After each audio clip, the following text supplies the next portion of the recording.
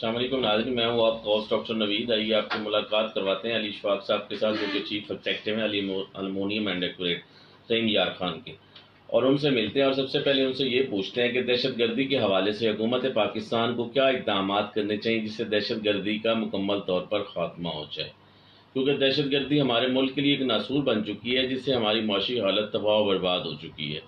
اور دوسرا ایک اس وقت انٹرنیشنل ایشو کہ اسرائیل چاہتا ہے کہ ہماری قبلہ اول کو دارالحکومت بنایا جائے اسرائیل کا، جس میں امریکہ اس کا ساتھ دے رہا ہے۔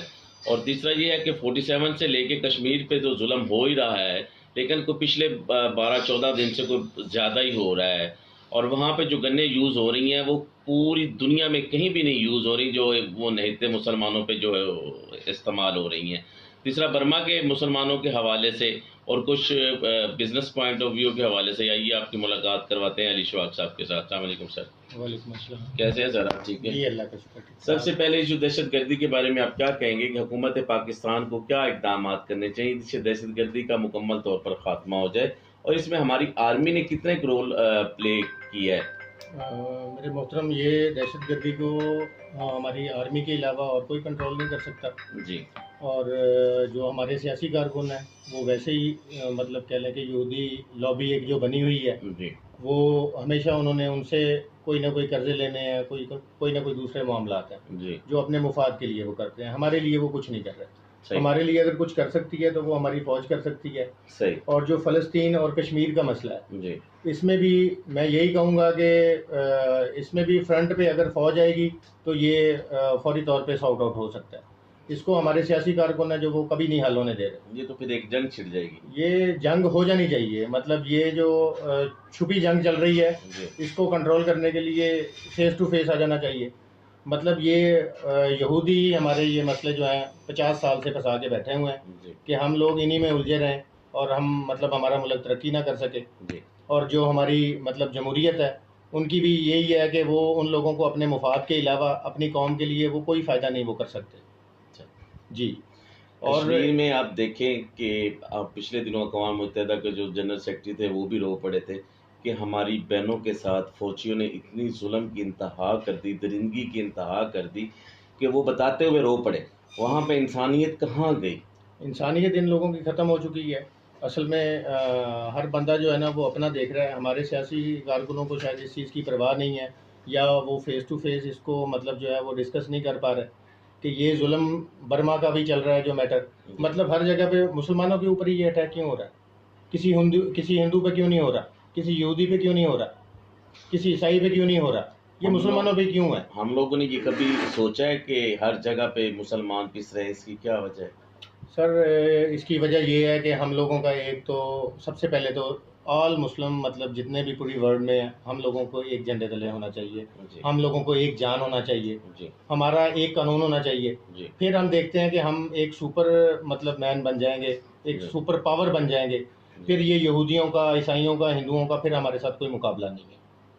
اور اس پہ کو ایک پلیٹ فارم پہ لانے کے لیے ہمیں کیا کرنا چاہیے؟ یہ دیکھیں کہ اس میں تو سجیسٹ میں آپ کو مطلب اپنے طور پہ اسلامی ممالک ہیں ان کو ایک پلیٹ فارم پہ یکجا کرنے کے لیے کس چیز کی ضرورت ہے؟ دیکھیں اس میں کوئی بڑی پرسنالٹی جیسے کہ راحیل شریف ہے جس پہ لوگ ٹرسٹ کرتے ہیں، مطلب جیسے کہ چائنا نے ابھی کیا، ہماری پاکستان کی کوئی ایسی اونیسٹلی پرسنالٹی جب فرنٹ پہ آئے گی وہ ایک ایسی لابی بنائے جس میں انشاءاللہ ہم لوگوں کی دعائیں ہیں، ایسا بندہ اگر کوئی آئے گا تو ہم مطلب ہر اپنے مسلمان بھائی کے ساتھ۔ ترکی کے صدر طیب اردگان صاحب کے بارے میں کیا؟ وہ میں کہتا ہوں کہ وہ واقعی مرد مجاہد ہیں۔ انہوں نے مطلب برما کے لیے جو ایکٹیویٹیز کی سینہ تان کے کی، کیونکہ وہ مطلب ان کو کسی سے کوئی امداد نہیں چاہیے۔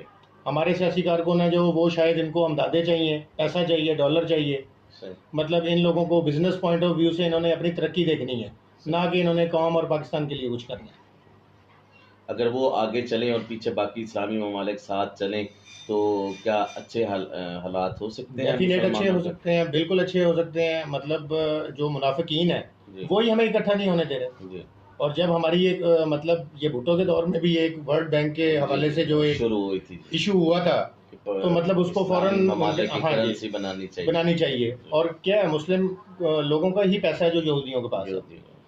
اگر وہ ورلڈ بینک والا ہو جاتا تو وہ ڈیفینیٹ ان کا مشن بھی بھٹو صاحب کا یہی تھا کہ ورلڈ بینک بن جائے گا, مسلم کنٹریز اکٹھی ہوں گی, ہم اپنی پالیسیز بنائیں گے, مسلم کنٹریز کے پیسے کو ہم اپنے مفاد کے لیے, مسلمانوں کے مفاد کے لیے یوٹیلائز کریں گے.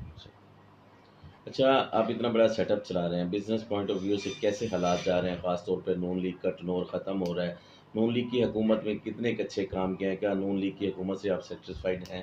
سر میں اس میں یہی کہوں گا کہ سیٹسفیکشن جو ہے وہ مطلب ہم لوگ یہاں پہ رہ رہے ہیں, جس طرح کے بھی حالات ہیں, جتنی بھی بڑی بڑے مطلب ویریشنز آئے ہیں مارکیٹ میں, وہ نو ڈاؤٹ ہم نے کہاں جانا ہے, ہم نے اپنا بزنس وائنڈ اپ کر کے پاکستان سے آؤٹ آف کنٹری تو چلے نہیں جانا.